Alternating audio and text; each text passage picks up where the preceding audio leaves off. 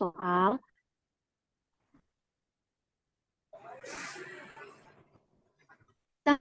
Soal 10 soal, nggak usah banyak-banyak. Kita soal 10 soal, nomor 1 sampai 2 itu kita soal materi Al-Quran di 2 kelas di bawahnya, dan itu diambilkan di semester 2. Kita telisik, kita pelajari Bapak Ibu di buku guru maupun di buku anak, antara seumpama ada 10 pembelajaran, 5 pembelajaran itu pembelajaran pertama si Al-Quran, kemudian ada akidah, kemudian ada akhlak, ada fikih, ada sejarah. Itu 5. Itu sudah dibuat urut. Di semester 2, di pembelajaran 6 akan dimulai lagi dengan Al-Quran lagi. Nah, kalau kita melakukan kompetensi awal atau membuat tes untuk asesmen awal, kita bisa ngambil materi di 2 kelas di bawah kita. Seumpama ini kita ngajar di kelas 4. Maka kita bisa mengambil materi semester 2 Al-Quran Hadis, kelas 3 dan kelas 2. Itu kita buat untuk soal nomor 1 sampai 2. Kemudian buat lagi soal dari KD kelas di bawah lagi antara semester 1 dan 2. 1 kelas di bawah. Kalau 1 kelas di bawah, kalau kita kelas 4 berarti kelas 3. Mohon maaf, tadi kalau yang 2 kelas di bawahnya berarti materi kelas 1 dan 2. Yang kita soal. Nah, kemudian bisa kita tambah lagi soal dari semester 1, kelas yang baru akan dimulai. Jadi kalau kita mau mulainya di kelas 4, kita buat dulu. Fungsinya untuk apa sih kita membuat kompetensi awal atau asesmen awal ini? Untuk mengidentifikasi sebenarnya peserta didik kita itu sudah benar-benar siap belum? Atau sudah mencapai tujuan pembelajarannya belum? Kalau seumpama ternyata di kelas sebelumnya seumpama, kok ini di kelas 4 sekarang materi admin. Di kelas sebelumnya itu ada materi Al-Fatihah sama Al-Kausar seumpama. Di 2 materi itu ternyata mereka belum mencapai, kemarin-kemarin itu belum mencapai tujuan pembelajarannya belum tercapai, maka kita bisa memberikan tambahan kepada anak-anak yang kompetensinya itu belum tercapai. Itu untuk langkah sebelum menyusun modul ajar. Lalu nanti setelah membuat soal, kita membuat lagi. Setelah melakukan kompetensi awal ya, kita bisa memakai tes tulis melalui observasi, melalui wawancara, tapi tetap kita kalau melakukan tiga-tiganya, mengambil salah satu dari tiga-tiganya, kita tetap harus membuat kisi-kisi soal, kemudian instrumen, kemudian jawaban itu tetap kita harus membuat. Boleh kita kalau kita nggak punya waktu untuk membuat soal, kita tanya itu anak-anak tes dulu tuh, maksudnya secara nih. Itu kita nanti bisa dibuat seperti ternyata ini surat ini dia sudah mampu, sudah bisa memahami, maka kompetensi ini dia bisa melanjutkan materi selanjutnya di kelas 4 ini.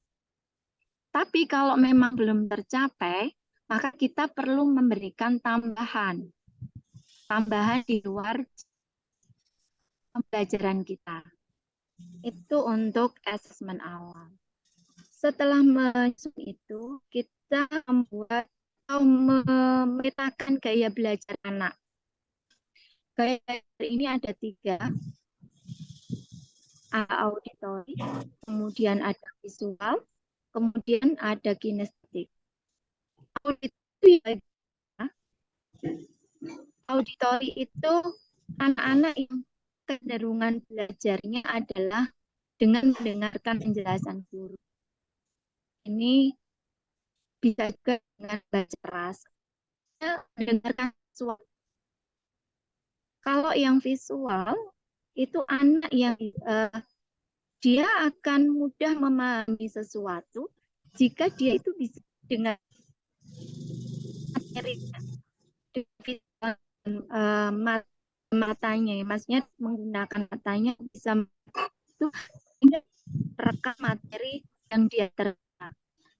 Kalau yang kinestetik itu adalah anak-anak atau peserta didik yang cenderung mereka itu belajarnya sambil sambil apa ya, nggak bisa anteng gitu loh, gerak terus. Anaknya itu yang pokoknya kalau disuruh diem nggak bisa, dia akan bisa menerima sesuatu. Ada anak yang cenderung kalau dia belajar itu mbak kelotean sama kelotean atau sama jungkir balik lah, kemarin seumpama kayak gitu. Itu mereka malah lebih menangkap. Itu ada anak yang seperti itu. Karena saya pun mengalami punya murid yang kalau dia itu kalau belajar mau dikasih video tayangan YouTube, dia juga nggak, kalau ditanya atau pas ada assessment-nya, dia nggak akan paham. Kemudian disuruh membaca atau diterangkan juga dia nggak. Tapi kalau sambil kelotean, contoh nih, seumpama tentang rukun iman seumpama, dia kalau dilihatkan YouTube atau materi PPT yang kita buat itu dia nggak akan paham atau nggak bisa mengingat sebenarnya rukun iman itu yang bagaimana. Tapi ketika saya memancingnya dengan bernyanyi, lalu saya kasih ketukan pakai ketukan-ketukan gitu, meskipun berisik ya, itu tandanya kalau kelas kita atau pembelajaran kita itu aktif, rame itu nggak masalah. Dengan kelotean, dengan bernyanyi, itu mereka akan lebih cepat mengingat. Nah, ini nanti gaya belajar ini bisa menjadikan kita sebagai acuan memberikan kelompok-kelompok anak, oh si anak ini dia cenderung visual, maka kita bisa mengkelompokkan satu anak ini di dalam satu kelas itu yang visual, kemudian yang mendengarkan, kemudian yang kinestetik, ya. Ini salah satu contoh yang saya lakukan ketika ada materi si anak harus menghafal dan paham arti dari sebuah surat. Saya kadang kalau cuma pakai apa itu tayangan YouTube yang dapat hanya yang si auditori sama visual. Tapi yang kinestetik ini nggak dapat. Dan terkadang ketika anak disuruh menghafal hanya dengan melihat tayangan YouTube atau apa itu menirukan, kadang kalau cuma menirukan suara itu hanya beberapa anak yang bisa memahami. Tapi ketika saya melakukan contoh nih surat Al-Kautsar, ketika saya mengulang-ulang ayat 1 seumpama inna atau inna kal kausar gitu, diulang beberapa kali. Kemudian ketika terjemahannya, meskipun saya menerjemahkannya tidak secara letterlek per kata ya, tapi saya ambil poinnya. Sebenarnya poin di apa itu namanya di ayat pertama itu tentang apa? Ketika saya sudah menemukan poinnya, saya menerangkannya itu dengan cara saya mengatakan sama Inna sesungguhnya, saya bilang gitu, tapi tangan saya memberi kode. Tangan saya itu saya berikan kode apa kayak sama kayak tangan kayak melambai kayak apa ombak gitu. Kalau tanda tangan saya itu seperti ombak itu berarti sesungguhnya. Ketika jari saya menunjuk ke atas itu tandanya Allah. Kemudian ketika tangan saya seperti memberi kayak 5 jari saya atung-atungkan kayak saya memberi itu artinya memberi. Kemudian nikmat itu saya seperti membuat rangkulan yang menuju ke hati, itu artinya nikmat. Banyak saya apa itu? Kalau kata banyak itu saya sebarkan dengan 10 jari. Dengan kode-kode seperti ini, anak-anak yang apa itu memiliki kecenderungan auditori, kemudian visual, kemudian kinestetik, itu mereka akan semuanya alhamdulillah itu bisa langsung paham, dan dalam waktu yang 70 menit saya mengajar, itu biasanya anak-anak langsung bisa ingat ayatnya, ingat artinya. Di situ secara tidak langsung saya melakukan pembelajaran apa yang menampung kebutuhan masing-masing dari peserta didik. Itu contoh saya ya, maksudnya yang sudah saya lakukan untuk menampung gaya belajarnya anak-anak ini. Nah, kemudian setelah kita mengetahui gaya belajar, kemudian sudah memberikan tes awal pada kemampuan awal, lalu mulailah kita menyusun sebuah modul ajar. Kelihatan ya, Bapak Ibu, ini saya sudah ke susunan modul ajar. Kelihatan. Kelihatan, oke, terima kasih. Ini modul ajar. Patokan ini saya ambil dari... Mohon maaf Bu Kiki, sebentar. Iya. Untuk ini yang masih kelihatan itu yang PowerPoint itu Bu, gaya belajar. Yang susunan modul ajar belum kelihatan. Oh gitu. Iya. Bentar.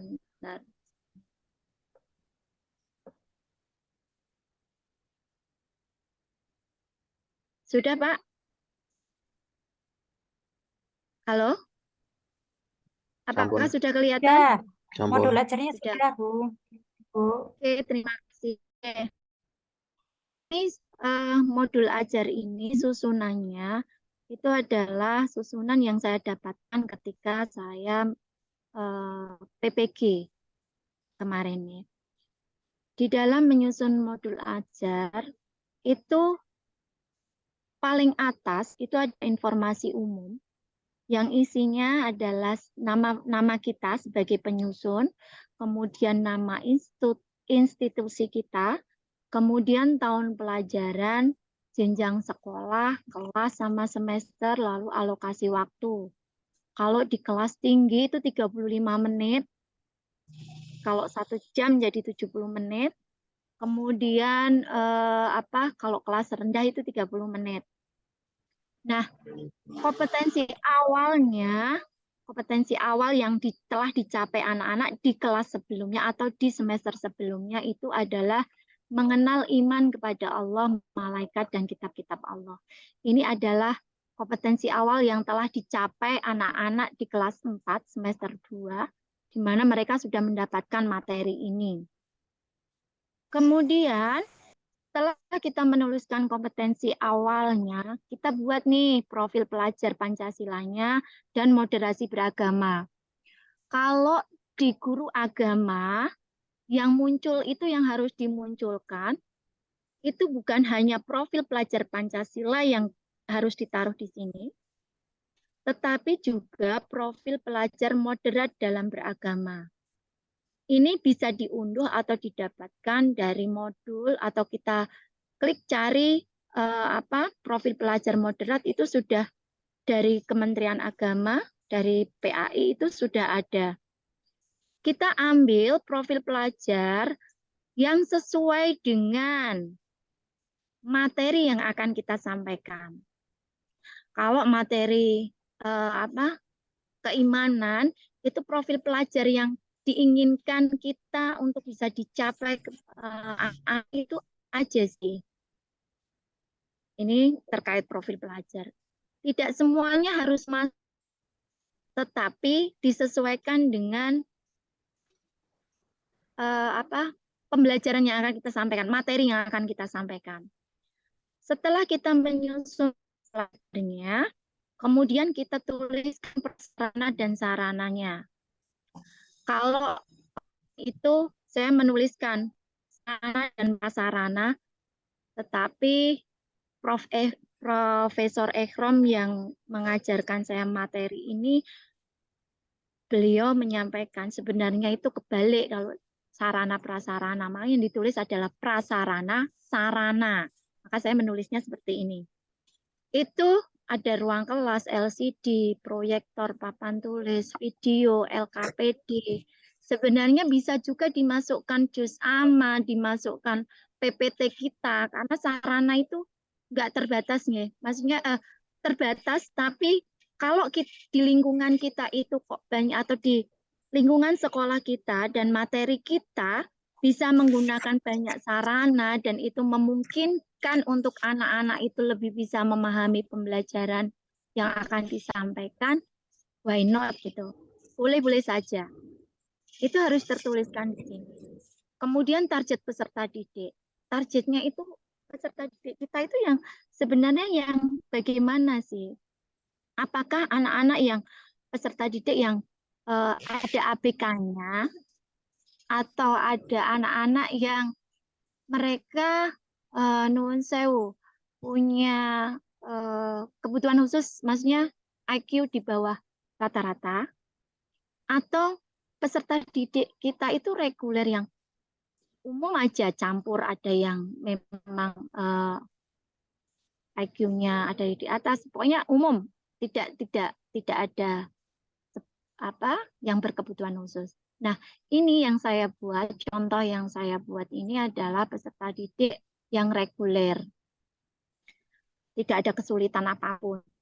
Nah, kemudian setelah kita menuliskan target peserta didiknya, kita tuliskan model pembelajaran apa yang mau kita pakai.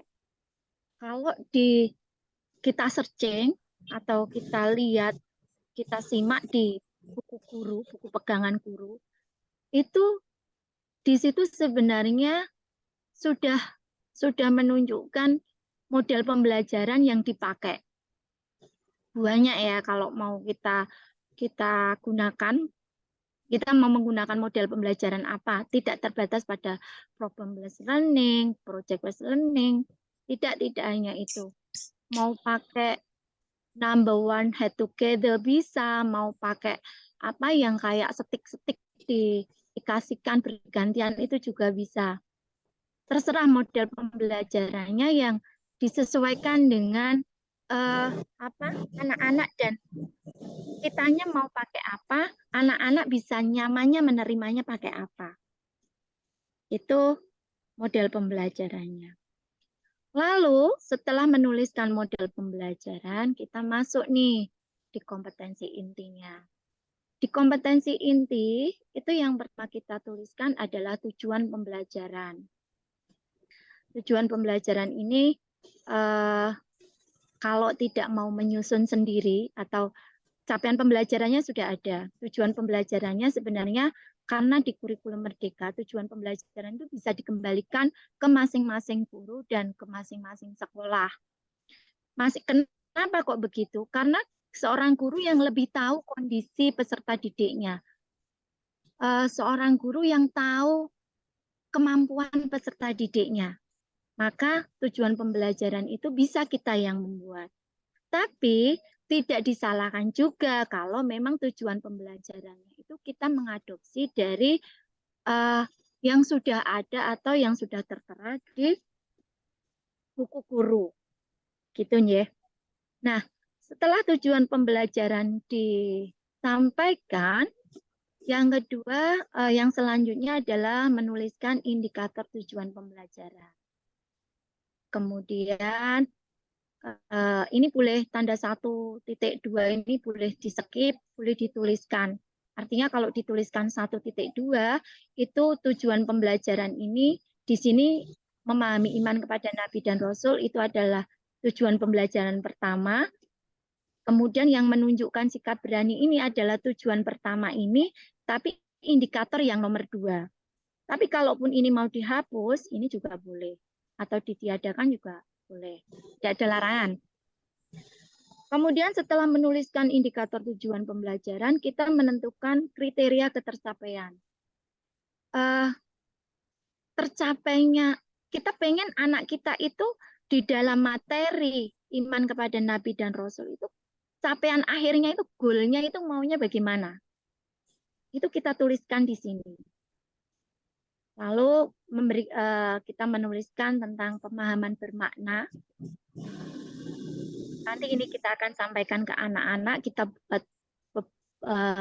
buat PT nanti setelah kita menyampaikan tujuan pembelajaran, kita akan menyampaikan bahwa ini ada sesuatu yang bermakna yang akan kita pelajari di sini, sehingga memotivasi siswa untuk dia tahu dan semangat apa sih sebenarnya tujuannya kita belajar ini. Ini perlu kita tuliskan juga. Kemudian pertanyaan pemantik.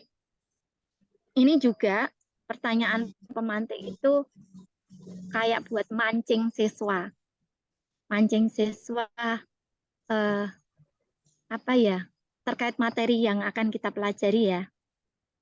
Itu mungkin kalau kita pancing, hey, ada nih rukun iman. Ayo, yang tahu siapa? Nanti anak itu akan menjawab dengan beragam. Ada yang rukun iman 6, Bu. Rukun iman, kita harus percaya sesuatu, Bu. Sesuatu apa? Mungkin anak-anak itu akan memberikan jawaban yang beragam sesuai dengan pertanyaan pemantiknya. Nah, kalau yang di pertanyaan pemantik yang saya tuliskan ini, karena nanti di langkah-langkah pembelajaran saya itu saya menayangkan sebuah video, sebuah film, maka saya akan memantik pertanyaan setelah anak-anak itu menonton film dengan pertanyaan yang seperti itu. Ini perlu kita tuliskan supaya kita tidak kelewat dan tidak lupa. Karena modul ajar itu menjadi acuan kita, bagaimana kita mengajar nanti, langkahnya itu bagaimana. Kita itu mau gimana. Jangan asal habis dari ini lompat ke sini, habis ini lompat sini. Nanti nggak runut gitu ya. Nah, ini tujuan modul ajar ini atau RPP itu supaya kita runut ketika kita pembelajaran, kegiatan pembelajaran. Kemudian yang selanjutnya di kegiatan pembelajaran. Ada potensi ini, kemudian kita tuliskan kegiatan pembelajaran. Kegiatan pembelajaran itu ada pendahuluan, kemudian ada inti, lalu penutup. 3. Di kurikulum 13 juga sama, ada 3, di kurikulum Merdeka juga sama. Kegiatan pendahuluan, masing-masing guru bisa menentukan mau berapa menit untuk melakukan pendahuluan, berapa menit melakukan intinya, kemudian berapa menit melakukan penutup. Itu tergantung materi, tergantung asesmennya nanti kita apa, kemudian kita mau pakai model yang seperti apa, itu tergantung kita. Di kegiatan pendahuluan ini, Bapak Ibu, biasanya itu kita mengawali dengan salam, kemudian menyapa peserta didik, menanyakan kabar kondisi kesehatan atau kondisi anak-anak hari ini. Kadang kalau saya itu setelah menanyakan anak-anak itu saya bilang begini, hey anak-anakku semua, hari ini adakah yang tidak bahagia? Terkadang saya bilang gitu. Kalau sekiranya ada anak yang cemberut, yang tidak bersemangat, saya dekati, kok kamu sepertinya tidak bersemangat, kenapa? Tadi pagi belum sarapan atau kenapa? Jangan-jangan dia cemberut atau dia nggak bersemangat itu karena dia tadi pagi dimarahi mau berangkat sekolah, seumpama dimarahi sama ibunya. Nah, ini harus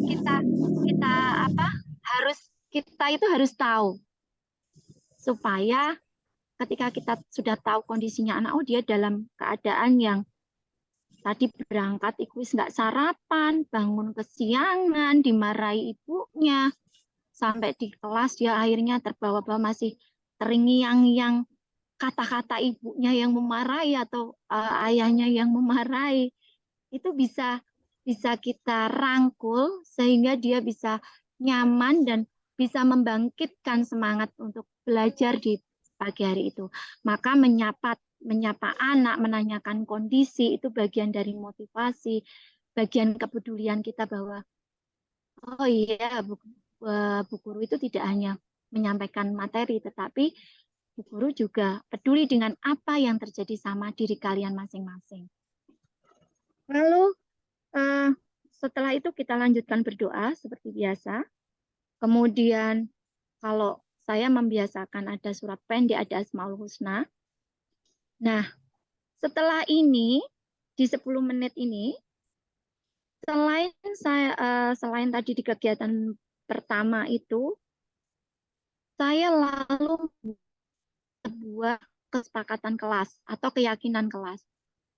Di mana keyakinan kelas, kalau kita membuat kesepakatan kelas atau keyakinan kelas, nanti ketika ada anak yang melanggar, kita nggak perlu lagi-lagi menegur, hei diam, atau hei jangan rame, itu nggak perlu. Karena ketika anak diminta untuk membuat kesepakatan kelas dan keyakinan kelas, kita hanya tinggal mengingatkan dengan, maaf anak-anak, komitmen atau kesepakatan yang kita buat tadi apa ya? Kita tinggal hanya dengan itu. Bagaimana membuat keyakinan kelas ini? Kita tawarkan pada anak-anak. Hari ini kita akan belajar ini. Oke, dengan metode seperti ini. Kalian pengennya seperti apa? Terus kita belajarnya nanti pengennya bagaimana? Kalau nanti kita akan diskusi, bagaimana dengan diskusi kita? Kita tawarkan, kita buat kesepakatan pada pagi hari itu. Atau pada setiap pembelajaran yang akan kita buat. Ketika sudah dibuat keyakinan dan kesepakatan kelas, maka ketika anak-anak itu melanggar, kita akan mudah menegurnya. Tidak perlu mengeluarkan kata-kata yang memiliki dampak negatif buat anak-anak. Kemudian setelah membuat keyakinan kelas yang harus dipatuhi, lalu menyampaikan tujuan pembelajaran. Ini penting ini Bapak Ibu Guru. Tujuan pembelajaran itu selalu harus kita sampaikan kepada anak-anak. Bahwa hari ini kita akan belajar ini, tujuannya untuk ini. Kemudian terkait dengan pemaknaan tadi loh. Kemudian anak tahu, oh ini, nanti targetnya itu ke sini. Kemudian selanjutnya adalah persepsi.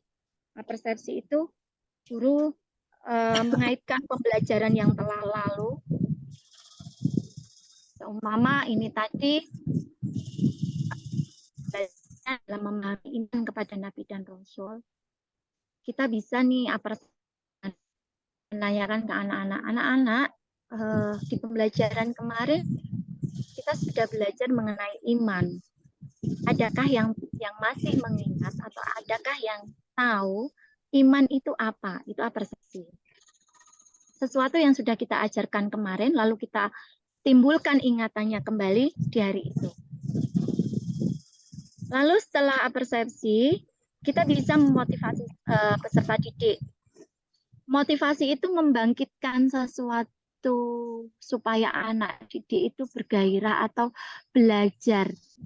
Karena begini, ada yang mengatakan ketika kita hati dan pikiran kita itu senang, dibuat bahagia, maka ketika kita menerima sesuatu, ketika kita dalam keadaan bahagia itu, perlu itu Bapak Ibu, sebelum pembelajaran itu dimulai, kita buat suatu kegiatan. Boleh seumpama dengan sambung kata. Kita buat ya sambung kata tentang sholat. Nanti kita tunjuk atau dari kita mulai. Sholat, nanti kita tunjuk salah satu anak. Dia bebas mau menyambungkan kata sholat itu dengan apa. Terus nanti kalau seumpama pada gilirannya kok ada anak yang tidak bisa, dia seumpama bingung gitu, nanti kita buat si anak itu untuk melakukan apa. Sehingga anak-anak itu bisa bahagia dulu, senang-senang dulu sebelum masuk ke pembelajaran. Motivasi ini juga diperlukan. Lalu setelahnya adalah menyampaikan langkah-langkah kegiatan yang akan dilakukan. Terus teknik penilaian di akhir nanti setelah pembelajaran kita juga perlu menyampaikan ke anak. Itu di kegiatan awal. Kemudian di kegiatan inti, karena saya tadi menggunakan model pembelajaran problem-based learning, di mana PBL itu ada beberapa langkahnya. Yang pertama ada ini, orientasi masalah, kemudian mengorganisasikan peserta didik, membimbing penyelidikan, mengembangkan dan menyajikan hasil, kemudian menganalisis dan mengevaluasi. Ini langkah dari proses learning. Di orientasi masalah ini ada beberapa langkah kegiatan. Ini ya. Nah, langkah pertama ketika kita mau di orientasi masalah adalah kita membagi peserta didik di dalam kelompok-kelompok. Nah, kelompok kecil ini bisa 3, bisa 4, tergantung dalam satu kelas berapa siswa nggih Bapak Ibu. Kelompok kecil ini bisa kita kelompokkan sesuai dengan tadi gaya belajarnya. Ada yang auditori, ada yang visual, bisa kita kelompokkan secara itu. Atau kalau memang di dalam kelas yang kita ajarkan itu kok ternyata anak-anak itu auditori bisa oke, visual bisa oke, dengan apa gerakan bisa oke. Berarti tidak ada masalah di dalam cara belajar mereka, ini akan lebih mudah lagi. Kita tinggal mengkelompokkan anak ya dibikin yang anak pandai dicampur dengan yang bukan pandai. Maksudnya semua anak itu pandai. Maksudnya yang anak punya kelebihan A, kelebihan B kita gabungkan jadi satu. Jadi jangan sampai kita mengelompokkan anak itu si anak yang punya kemampuan B-nya itu terlalu kurang atau kurang itu dia dikelompokkan semua di yang sama yang kurang. Jangan sampai seperti itu. Supaya terjadi apa ya? Bisa saling menolong gitu loh antara satu kelompok. Anak yang ini bisa memberikan bimbingan, bisa memberikan bantuan terhadap anak yang kurang di ini. Dan itu menciptakan sebuah kolaborasi bagi peserta didik, lalu menjadikan kelas yang kita ajarkan itu menjadi kelas yang aktif, tidak lagi pasif. Ini di orientasi masalah, karena tadi saya di awal sudah menyampaikan bahwa saya menggunakan video, maka di sini saya tuliskan langkahnya, pokoknya secara detail kita tuliskan di sini. Di orientasi masalah. Setelah nanti kita menayangkan video, anak-anak disuruh ngapain, secara detailnya kita tuliskan di sini Bapak Ibu. Kemudian kita mengorganisasikan peserta didik. Mengorganisasikan peserta didik itu bagaimana? Ketika tadi satu kelompok sudah terbentuk, maka kita bisa meminta anak-anak untuk membuat seumpama, nih ketuanya siapa di dalam kelompok ini. Nanti yang mau jadi sekretarisnya siapa. Nanti kalau ada presentasinya yang akan presentasi siapa, yang jadi notulen siapa, yang jadi moderator siapa. Itu.